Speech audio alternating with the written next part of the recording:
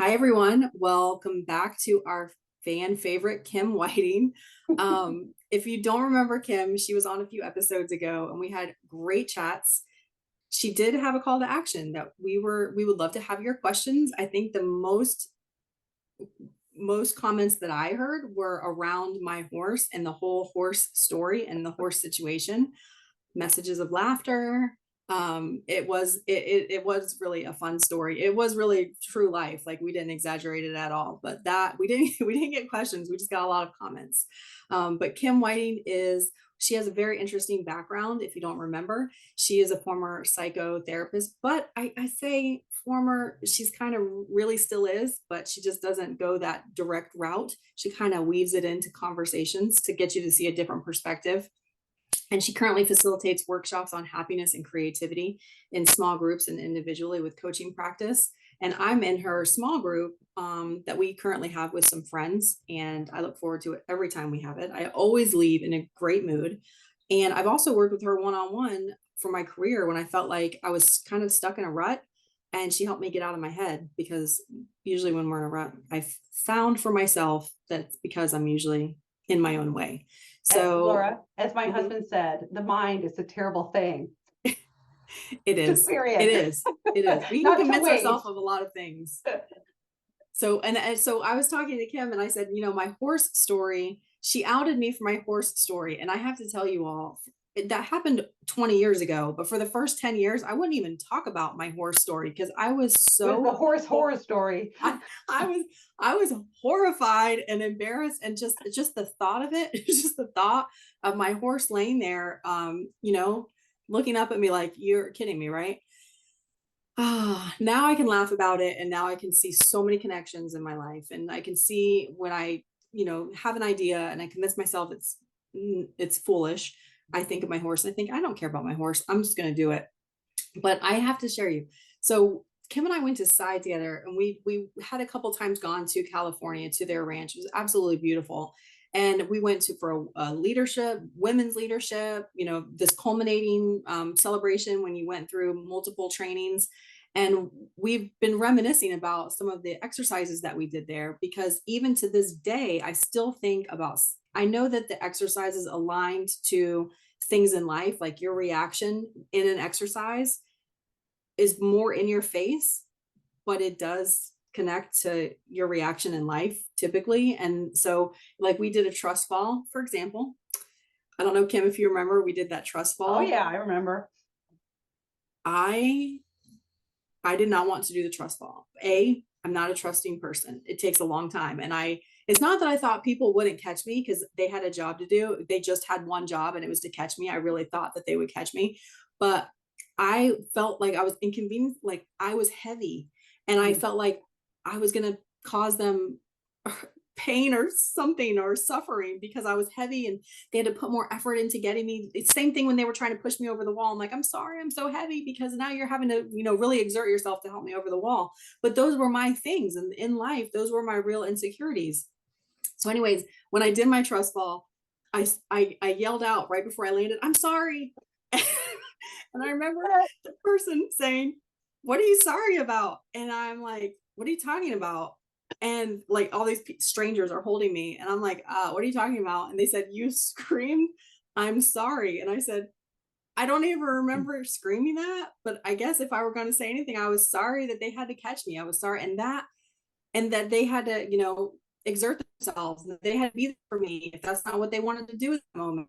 And in my life, that aligns, because I always used to wonder if everything was okay with the other person. And, I would make my own decisions based on that. And I've really had to change and be more trusting, more of myself, that I'm making decisions for myself that matter to myself for my life. So I can totally see where that would align. But again, it's one of those things where it You used probably to took me. apologize for everything, and I would, we'd look at you and go, what? What is she sorry? That has nothing to do with her. Why is she apologizing for that? Or that's not even something to And now we joke apologize that it's a for. Maloney thing. Yeah. And I've been a Maloney long enough that maybe it is a Maloney thing. But we do. Maybe. We apologize. We apologize for everything. But then I told my husband, you apologize for this foolish, most ridiculous stuff. Like, because you were in somebody's way, but really, were you in their way? Like they could have gone Mhm, around. But then when you actually need to apologize, like I feel like for the things that I should actually apologize for, I'm more mhm, hesitant to, and I mhm. actually should be apologizing. But for all these little tedious things that don't even matter, I'm so quick to say I'm sorry. Well, like you said, it's this feeling deep rooted from probably very early childhood that you are just kind of a burden, that you're in the way, that other people are inconvenienced by your presence on the planet. And of course, you're such a light. You know this much more now, and it comes across in your your decrease in apologies. But back then, I think that you were so much, you were 80% I'm a burden on this planet. And I was right with you. I Yeah. apologized for everything too. I still do apologize for too much. Yeah, I noticed two of us were going through a grocery store door at the same time, and I apologized. And it's like we were both going through the door. Like, why should I apologize? Because I also wanted to go through the door. You know what I mean? And you used to do the Yes, same thing. Yeah. Yeah. So I do. this time you're I going to still tell catch a story myself. about me, and So this time I'm outing you. This isn't yeah, out like a funny. This is my favorite story of in our uplift. We've been talking about different ways to hold intention for each other and just recognize and be peaceful and be still and and get out of our own way and all of the things that we're trying to do just to um, have a better life and bring more meaning in our life by doing more of what we love.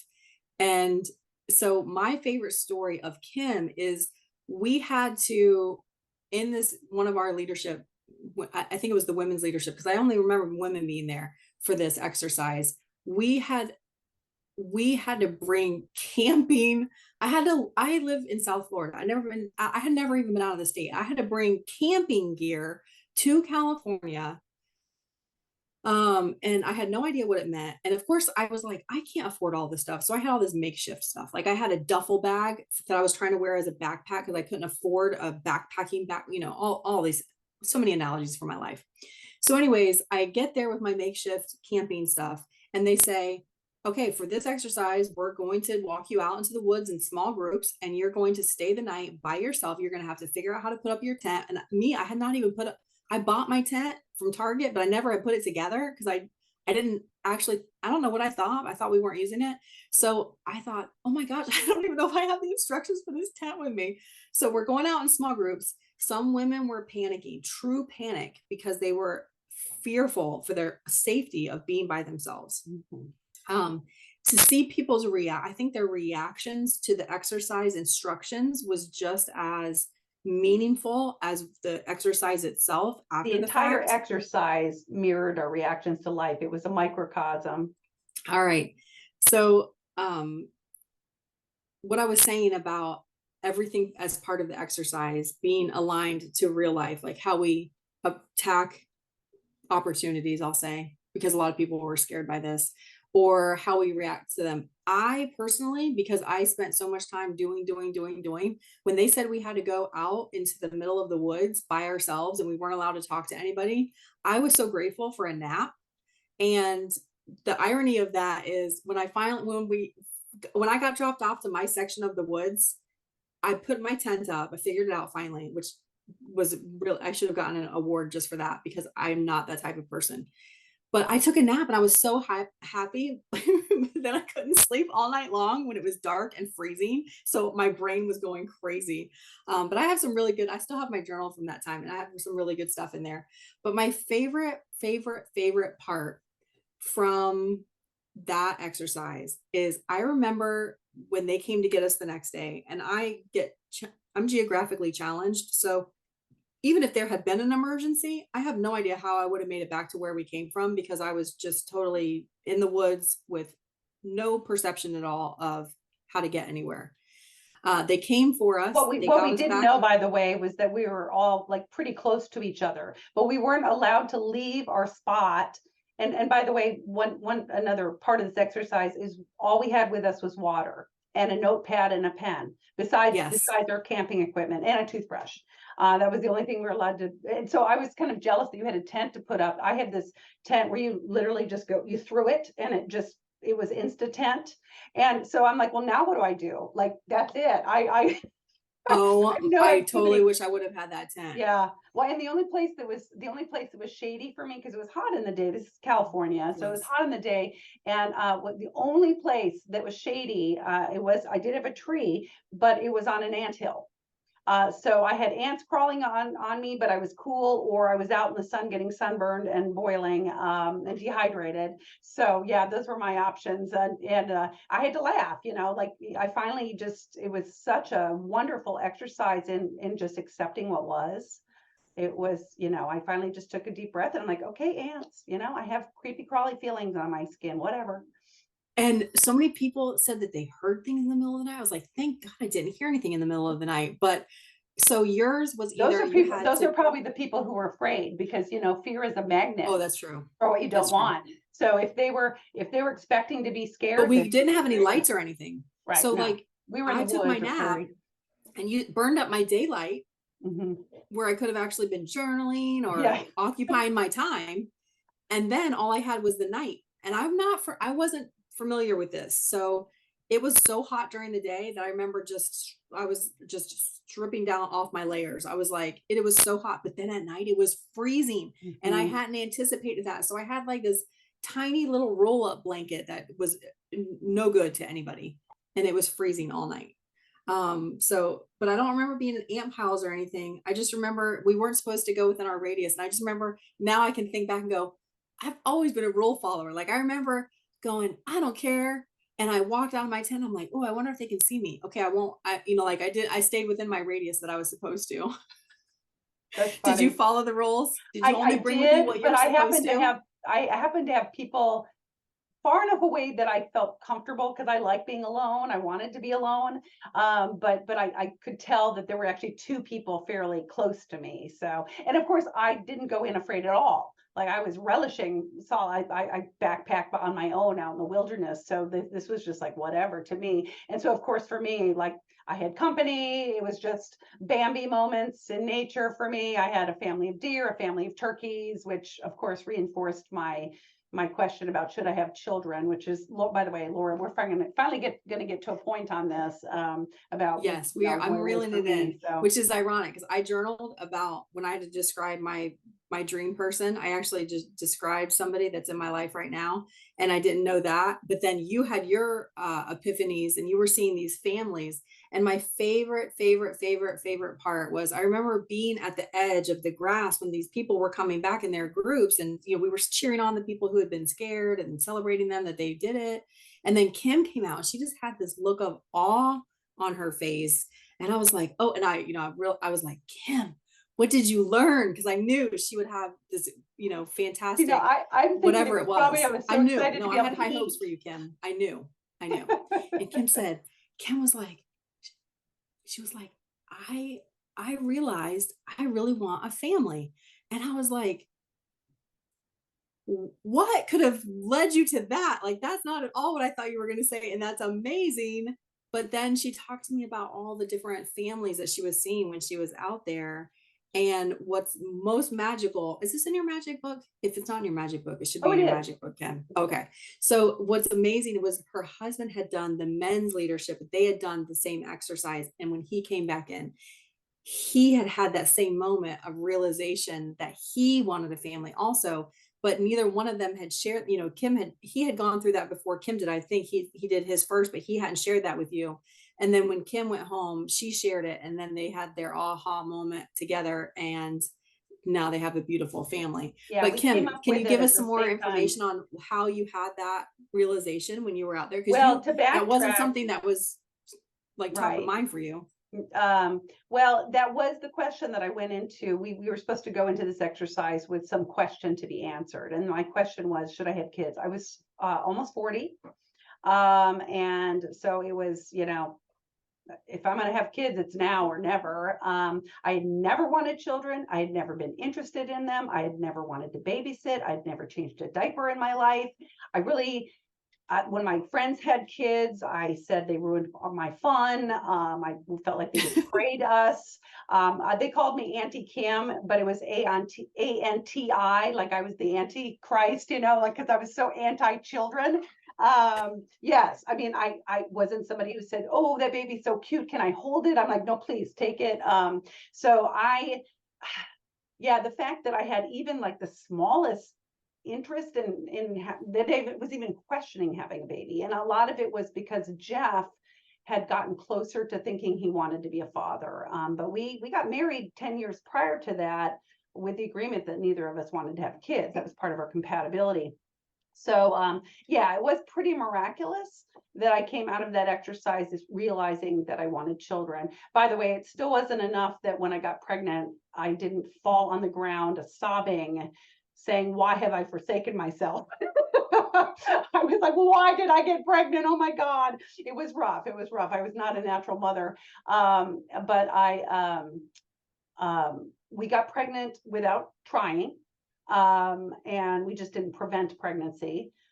And we got pregnant with boy girl twins. So we got a whole family in one Instant fell family. swoop. Yeah, and I wasn't going to get pregnant again because I didn't want to, and also because I was too old.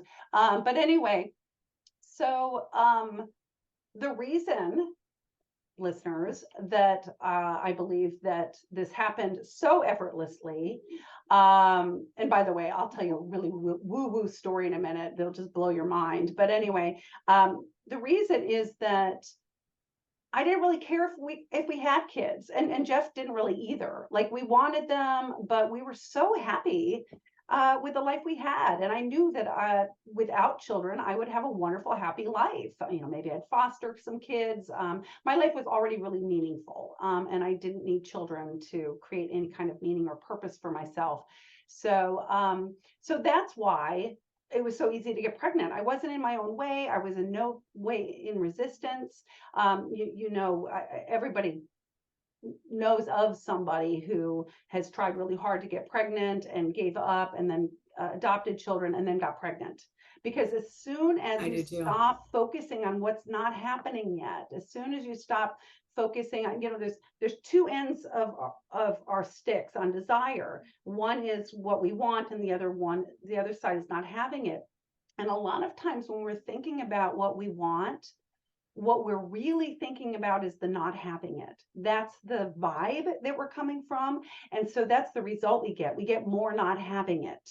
And so with children, I was just focused on it, but not having it, because not having it was great for me too. In contrast, when I was 17 years old, I toured University of San Diego, UCSD, and as soon as I pulled into the train station in Del Mar, I said, "Ooh, I want to live here one day." And of course, in my 17-year-old mind, that one day was like, you know, 6 months from then, or 9 or whatever, when I would be going to school there. But I not only did I not get in there, I didn't get into any of the UC schools.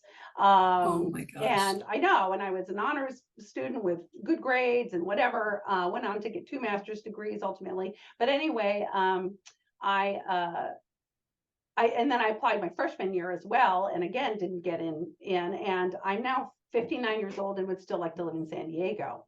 So moral of the story is I've been very attached to San Diego. You know, like I really want it, and I don't really the how that could happen. How I could have I want to live in Del Mar, you know, not just San Diego. I want to live in Del Mar, one of the most expensive places there is. And so I, you know, how am I going to have the money for that? How could I possibly land the house of my dreams in that place? And so that has gotten in the fact that for many years I thought I needed to live there to be happy, which is always a big mistake. Even though, you know, I preach to other people that it doesn't work that way. Wherever you go, there you are, I would say. And but in my Yep. own mind, I was like, I'll be happy once I get to San Diego. So, and it's not that way at all anymore. I've really, my life has been set up. I moved to Tulsa 20 years ago. It was my 27th move in my adult life. So I was a gypsy. I loved change. I loved adventure. I loved exploring new cities, and staying still was one of the hardest things I've ever done. I got the same phone number, address, same everything, even basically the same car that I've had for 20 years. There's been like no change. And so I really had to be happy without that rush of change, without the distraction of the newness and exploration. And I found that place. I've been able to actually put down roots and be content, which means that probably San Diego's in my near future, because now I'm like, whatever, You're like, whatever happens, here, happens. yeah, whatever. So now it'll probably happen. Oh, so do you want to hear the crazy woo-woo story I about? do. I want to hear more magic stories. Okay, yeah. Absolutely. I mean, you guys, I don't, your beliefs may be very different from this, but just bear with me. And, by the way, I just finished a magic book. I'll be launching it soon on Amazon. And It's called Like Magic. Like Magic, and it's real life experiences, including Laura's and mine and many other people, that are really uplifting and that raise the bar on our belief, because the more that we can believe, the more that magic we allow in, because it's done unto us as we believe, basically. So Yeah, what is it? What is that saying? The yes unlocks the how. yes, or and in case you've been living in a cave and haven't heard, that it's our job to come up with the what we want, and it's the universe's, whatever you call that, God or the divine or universal intelligence's job to work out the how. That's the magic. When I say magic, and magic can flow to us and also through us, because we are magic and we're also magic for other people. But so it was the day the moving van came actually to pick up our stuff to move it from Las Vegas to Tulsa. And I, of course, said, why aren't we moving to San Diego? Like, we could do that. We could go slum it if we needed to. We don't have kids, whatever. And Jeff just couldn't do it. And he was the breadwinner and he had a job in Tulsa. So he got to make the decision, which I felt very resentful about. But, that was, I had to let go of that resistance as well. So I went to a psychic that day, which is something I have almost never done. On moving day, when the truck is coming to your house. As they were loading up, I'm like, guys, I have an appointment. I'll be back. I mean, seriously, I'm like, do you have room for me? Because I was like, let's see what somebody else has to say about why the heck I'm going to Tulsa. Like, why? It's way far in the other direction. I have no interest in going to that state. I'd driven through it once, and my only memory of it was being on the open highway with signs that said road construction next 140 miles. I'm like, I'm moving there. But anyway, so I go to this psychic, and let me preface this with, I believe that we're able to hear what we're ready to hear and what we're really open to hearing. So I was in so much resistance about this move that I couldn't hear. I wasn't open to really hearing about it. And frankly, if she had felt that I was going to be in Tulsa for 20 more years, I might have gone and jumped off a bridge at that point. So best that I didn't get the message on Tulsa. So I didn't get what I came for from that session. And other things were like, I don't know, nothing stuck out for me. I was like, well, this was a waste of time. But then she said, we have extra time. Do you want to have a reading done for anybody else? I had taken my wedding ring off. I just gave her my first name. Like, I don't want to give anybody any clues. And I said, yeah, how about Jeff, who's my husband? And which I didn't say husband, I just said Jeff. And she said, oh, your husband is about the most mellow person on the planet, which is true. And the two of you have an enviable relationship. People would really like to have what you have, which is also true. She said, but it's not a fiery relationship. It's very platonic. And this is because for lifetime after lifetime, you two have been siblings. And then she started laughing at this point, and she goes, and very often twins. And she said, how funny that when you have finally come together romantically, you're going to have twins. And I didn't even want kids really at this point. Okay, mind you, I really wasn't even sure if I wanted kids. And we have our family tree done for 400 years on both sides of my family, not a single set of twins. So I'm like, yeah, what a bunch of bunk. 2 months later, I was pregnant with twins. Yeah. Isn't that interesting? Oh, yeah. That is so interesting. Wild stuff. And I also started having dreams. I knew I was having twins when the doctor told me that there was another baby. He went, oh my goodness, at the ultrasound. And I was like, oh, there it is. And you're like, old news. Old Yeah, news. I knew it. I knew it. I'd had dreams.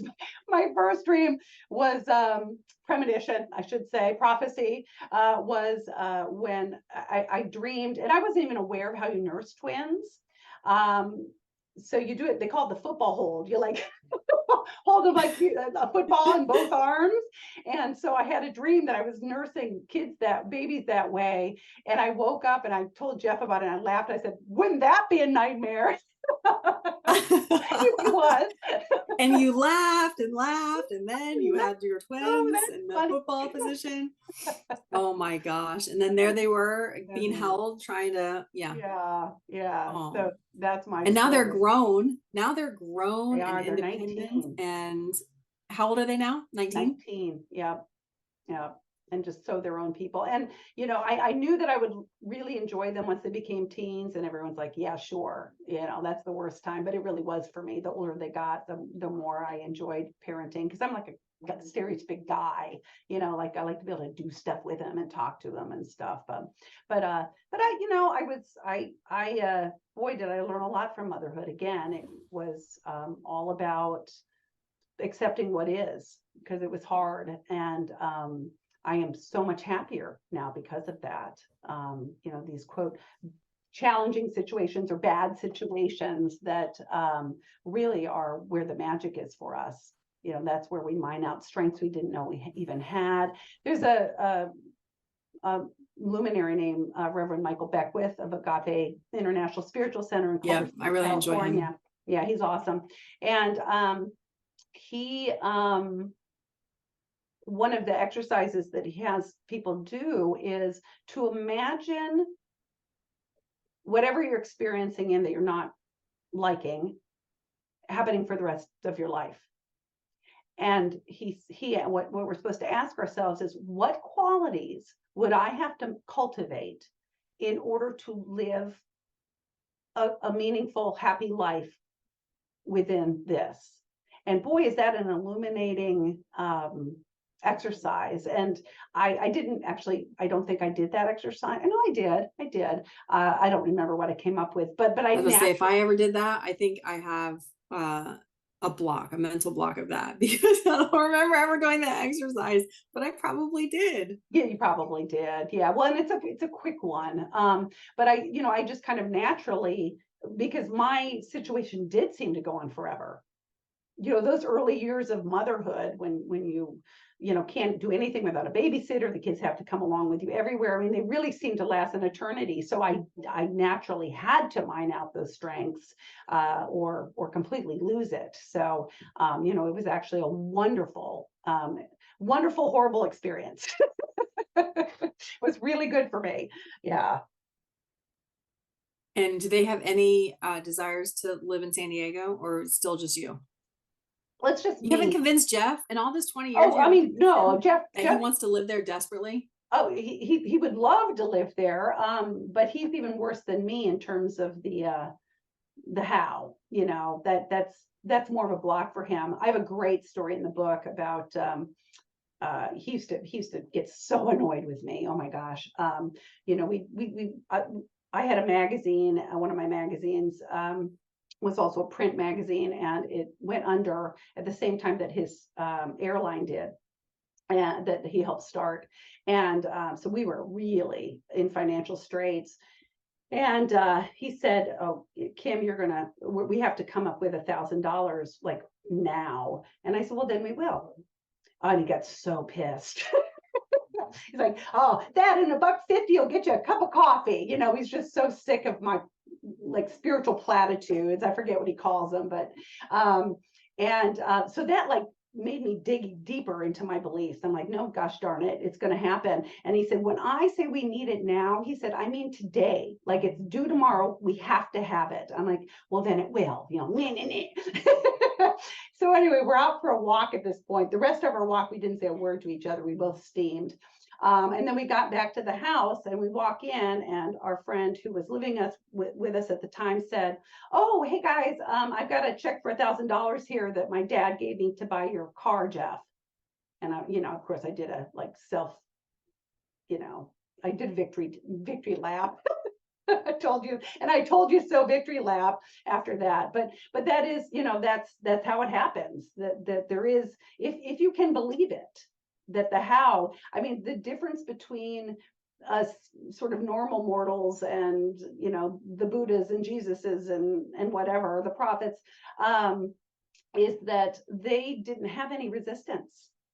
They knew that whatever was wanted. they just anticipated that their needs would be met. Yes, and everybody else's, if they desired to do so. So it was just, it was just instant. And for most of us, we get our desires eventually. I know people my clients of mine, who had the same vision board on their wall, for one of them for 18 years, and pulled it out at one point, 18 years later, and saw that she had just moved into almost the identical house on the coast that she had put on the vision board, and everything else on that picture was exactly what she had had come to fruition in her life. So it does, but she had forgotten about it. Again, she was out of resistance by that point. She wasn't thinking, oh, I don't have that yet. So and that's how it works. Decide One what of my favorite things to now. do is create vision boards, but not just like sitting down with your, I'm always looking, and when I'm looking at magazines, I'm always looking for pages to pull out. I'm like, oh, I got to remind myself of that. Oh, that's good. That's good. And I had, at one point when Tim and I were living, not in the Keys, and we wanted to be in the Keys, we had no idea how it could ever happen, because we both had careers that were not in the Keys, and there was no work from home situation like there is now. I said, I'm just going to make a vision board in our bathroom. We had the old 80s closet doors that slid, that were mirrored. So I said, I'm just going to use that for my vision board, because every time I go to the bathroom, or at night when I'm taking a shower, in the morning, I'm taking a shower and get dressed, every time I'm in there, I'm going to see my stuff, and not fixate on it. It's just going to constantly remind me, subliminal, my almost. subconscious. Yeah, Subliminal. mm-hmm. But I realized most of my things that were on that vision board, in hindsight, I remembered they were for Tim. And I had pictures of the Keys. I had pictures of Overseas Highway. I had pictures of, it said, I remember in big bold letters, it said retire early. It had all of these things. Well, we ended up, within a year, we were living in the Keys. He had transferred here. I got a job here. Online, remote had been taking off for education, and one county away, they needed remote teachers that could be close enough to Miami to go there if we needed to. So I got a job in a school. Within a year, we were living here, and he retired early in his career. He had 33 years with his company, but he retired in his early 50s. I think he was 52 at the time, and that's unheard of. All I think about is all the things I had on the vision board, and then I think, dang, how can I do that for him? But my Airstream, I had it for 20 years on a vision board, and I just finally got it. But it's like, for me, it's so prolonged. Like, it'll finally come to fruition. The perfect opportunity will happen, but it takes 2 decades as opposed to 1 decade. So, well, you know why the Airstream didn't come for all those years? Well, because you weren't ready to go camping and play. I wasn't ready to have any adventures. I know this is my third time to charm camper. That's right. Yeah. I mean, I'm sure the universe was very willing to give you that Airstream whenever you wanted it. It's just that you didn't really want it. I mean, you wanted, but you really, I wanted what it represented to me, for how it would make me feel. That's what I wanted. And you wanted, because every time I saw an Airstream, I'm telling you, we could be driving down the road, and it didn't matter what my mood was or what my state of mind was. I would see an Airstream when we were driving down the road, and I turned into a 5-year-old. An Airstream, look how shiny. And even Tim would go, oh, there's your Airstream. We would always pick them out, and I would just revert back to child. Oh, look at that, one day. It was your inner child. And the thing is, but you just didn't let your inner child out to play for a really long time. You were too busy, being not like the horse, being very responsible and upright, and not at all odd or unusual. Yes, not standing out in that way. And so, yeah, I mean, once you were ready to have an Airstream and really go on trips and really take vacations, I knew that, that you were finally shedding some of that need, a lot of that need to be seen in a certain light, that you had to, I don't know, broken free of it. And I think it's because you've been seen as the responsible, upright person that you needed to be back in the day Right. for so long. For those of you that don't know Laura, at age I was 8, 25, you're 25. 25, I was you're 25 and 50. my little brother was 15. Yeah. Yeah, and But so, really, it started when I was much younger because yeah. our parents had a tumultuous relationship and we just had, our family life. It was, I remember just even when he was 1 and I was 11, I'm 10 years older than he is, my dad handing him to me and saying, I just need you to, take care of your little brother. And that is what I've done my whole life. Take care of my family, my siblings, and And now we're also empty nesters. So what you yeah, I got don't need to be rewarded responsible for. anymore. Yeah, right. And it was what you got rewarded for. I think that, last time we were talking about, the Skinner's rats, and if you push the lever and get a pellet, Right. you'll keep doing it. And, those behaviors that had you got rewarded for being this responsible, sort of no nonsense workaholic person. And so, yeah, but you also realized how unrewarding that lifestyle was for you in terms of freedom and joy and, yeah, zest for Yeah, and life. living in a place where people vacation and then Yeah. them saying to me, "Oh, I bet you go kayaking and paddle. I bet you go out on the boat every day." I'm like, "Are you crazy?" No, I stare at the boat every day. It's right there. But I mean, yeah, no, I don't go out on the boat every single day. I don't, no, hardly, maybe Yeah. not even once a week. Yeah. So, but it's interesting. I used to have 3 vision boards because I would make a vision board like on 8 by 10 with my scrapbooking supplies, and I would get, frame them and, and I remember putting them all away when I was redecorating because I'm like, oh my God, I stared at these vision boards. Same thing with my journal, my gratitude, and I was writing the same goals because I was doing the method where you write down your goal as if you've already reached your goal, and so I'm like, my God, how many years am I going to write the same thing? How many Mhm. years am I going to stare at the same thing? So I put it all away and I'm like, forget it. I'm focused too much on it and nothing's happening. And I found them the other day and I had, like taken my student loan and I had taken my balance online and printed out the page and I had made my numbers into zeros. Like I Mhm. did all the tricky things to trick my brain into convincing Uh-huh, myself that uh-huh. all these things had happened. Like writing And yourself a check like Jim Carrey did. I should have done that, Do but you my remember student that loans are story? 0 now, but I Do did people not write myself a check and I should have. do you know that story about Jim Carrey? I don't. So Mm-mm. he when he moved to California, to Hollywood, he wrote himself a check for $20 million, and he kept it in his pocket and said, I'm going to earn $20 million for a movie. He wasn't even an actor yet. He hadn't even gotten a gig. And he was the first actor to earn $20 million for a movie. Oh my gosh. Mhm. I should have Mhm. not said my student loans were 0. I should have said they were negative so I could get some cash out of it. There you go. Obviously, I need to write a check at this point and I need to pull out some more magazine pictures and I need to get back to my vision boarding. That's There what you needs to go. happen. There you go. And also, and not be attached to it at the same time. It's just fun. And listeners, I differentiate vision boards and what I call visualization boards.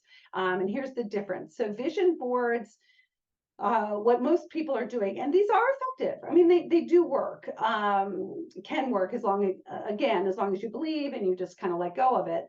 But vision boards are pulling out images that represent what you know consciously that you desire. Visualization boards are just getting into a happy place, maybe meditating a little first, dancing to your favorite song, whatever, drinking some wine, even, it can be a party. You can do it with other people. It's just being in a high vibration place where the inspiration and the good stuff flows. And then you go through the magazines, and any image that elicits an expansive feeling, and and ah and oh, yes, anything that elicits those kinds of feelings, take those out, don't question them, then place them on the board or the wall, however you want them. And again, don't think about it, just do it. And then when you're done, step away from it and notice how you feel looking at it. And whatever those feelings are is what your soul is craving to experience and express more of. So, like, my current one is enchantment.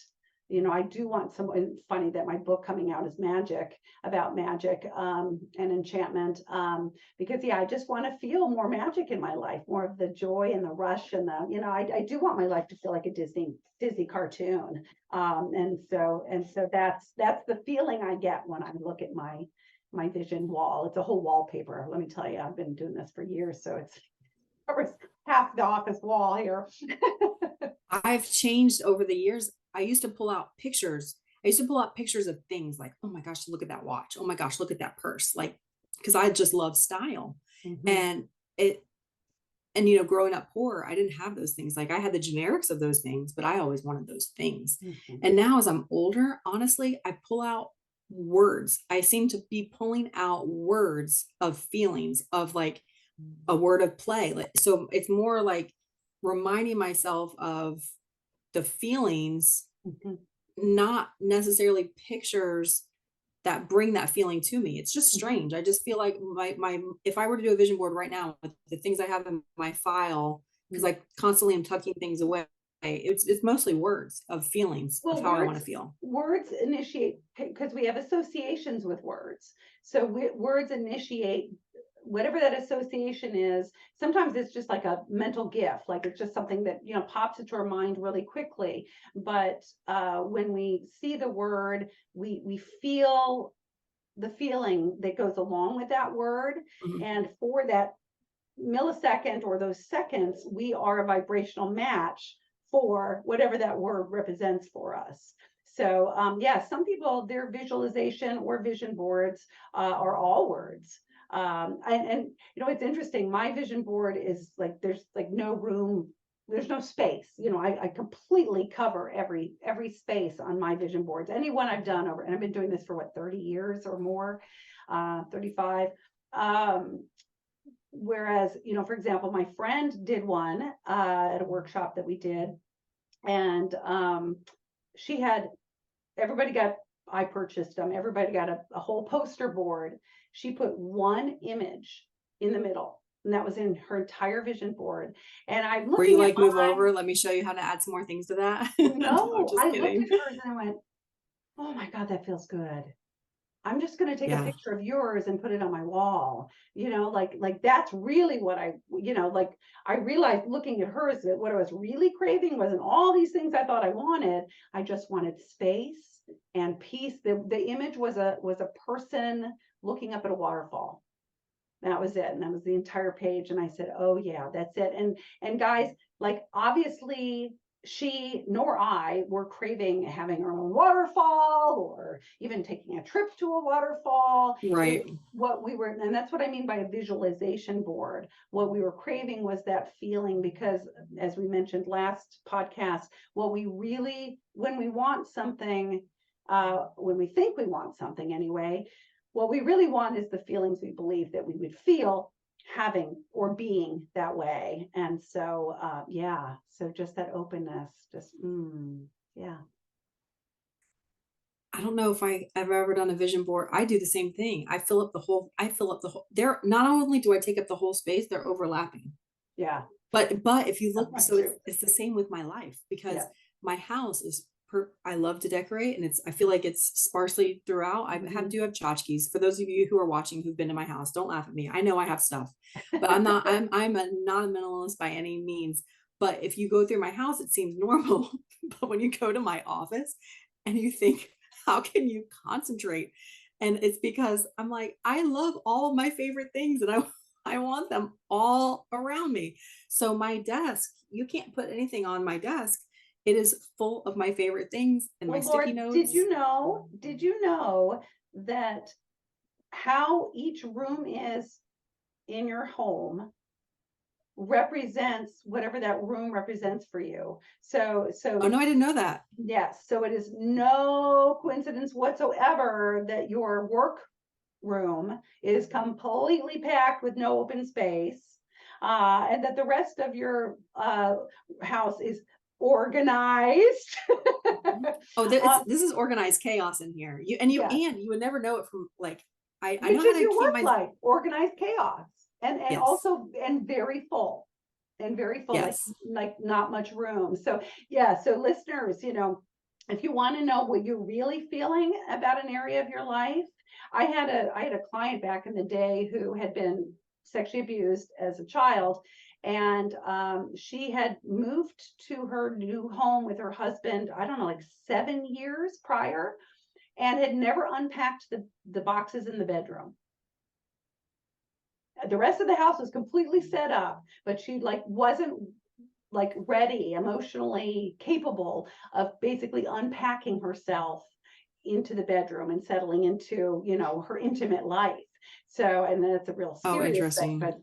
but yeah, that's what I'm saying. Like this is, and for most of us, it's sort of like my family room is, always disheveled. I mean, it's just always, like, oh.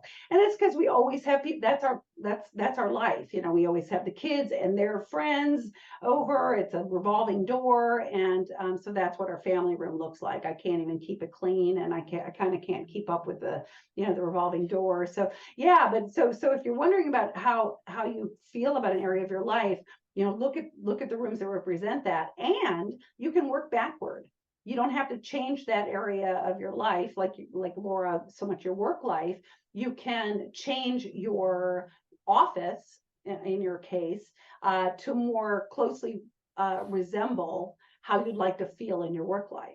So it may be just that you create, you open up two areas of space on your desk. You know what I'm saying? Right. So yeah, so you can, listeners, you can work backward on this, and it's kind of fun to do that, actually, to go into a room and make it feel the way you'd like it to feel, and then that kind of then generalizes into that area of your life. It's a metaphor. So everything's a metaphor. It is a metaphor. Mhm. So before we're done today, I